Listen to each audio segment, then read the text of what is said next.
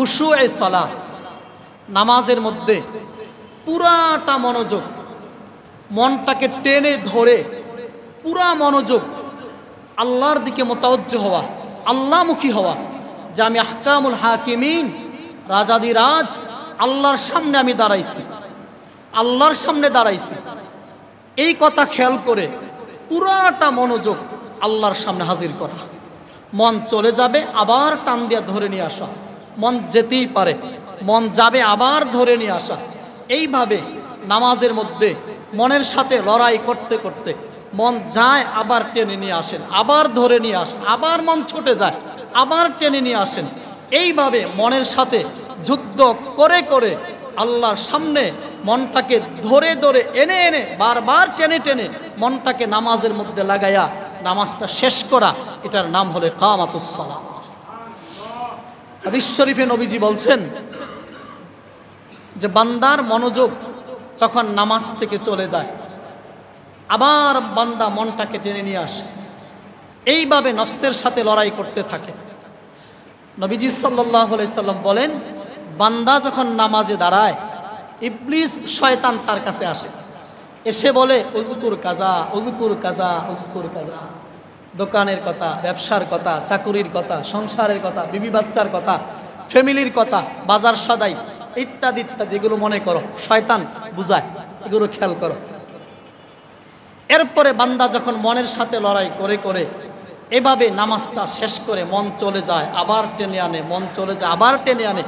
নবীজি বলছেন, বান্দা এই যে কষ্ট করছে, এই কষ্টের বিনিময়ে আল্লাহ বান্দাকে কিয়ামতের দিন মাফ করে দিবে, আল্লাহ মাফ করে দেবে। নামাজের মধ্যে মন ধরে রাখা, চেষ্টা করা, এটা আমার দায়িত্ব। মন চলে যাবে, আবার এটাকে জায়গায় নিয়ে আসা, এই ফিকির করে করে নামাজটা পড়া, এটা হলো ইকামাতুস সালাত।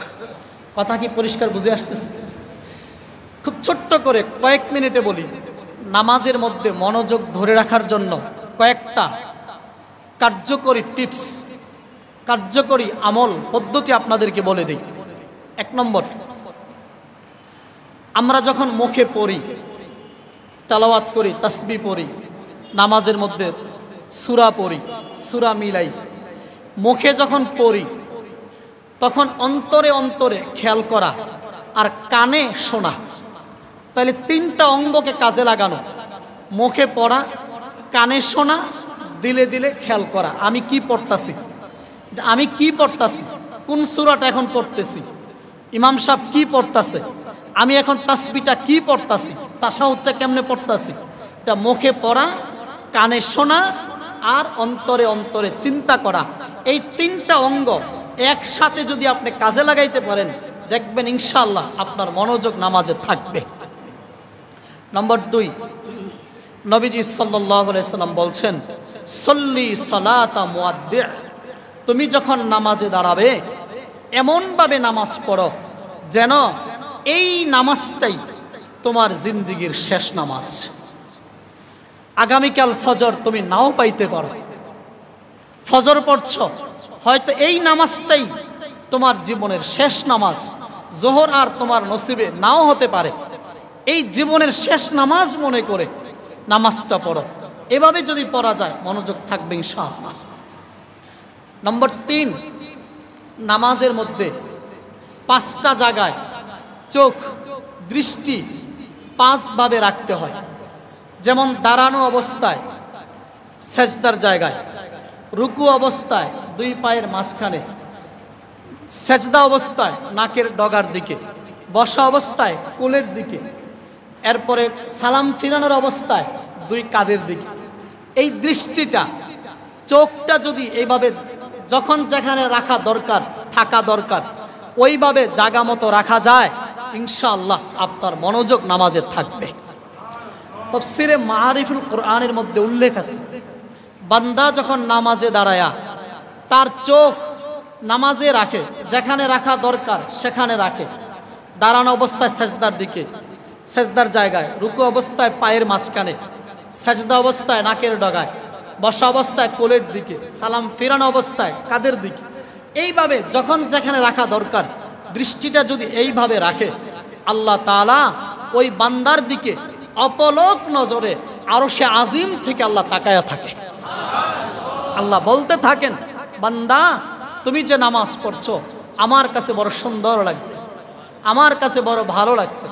তুমি নামাজে তোমার দৃষ্টির হেফাজত করছো, আমি আল্লাহ আমার মায়ার নজর দিয়া, মোহাব্বতের নজর দিয়া আমি তোমার দাঁড়ানোটা দেখতেছি, আমি তোমার রুকুটা দেখতেছি, আমি তোমার সেজদাটা দেখতেছি, আমি তোমার বসাটা দেখতেছি, আমি তোমার সালাম ফিরানোটা দেখতেছি। বান্দা তুমি যখন সালাম ফিরাইলা আমি আল্লাহ তোমাকে আমার মোহাব্বত দিয়া আমি তোমাকে ধন্য করে দিলাম। এজন্য নামাজের মধ্যে দৃষ্টির হেফাজত করা। 4 নম্বর, নামাজের মধ্যে আমি যা পড়ছি অর্থটা বুঝার চেষ্টা করা। খুব বেশি কষ্টের কাজ না। মনে করেন প্রত্যেকটা নামাজে সূরা ফাতিহা পড়তে হয়, একটা বাংলা কোরআন শরীফ দেখে সূরা ফাতিহার তর্জমাটা আমি দেখে নিলাম।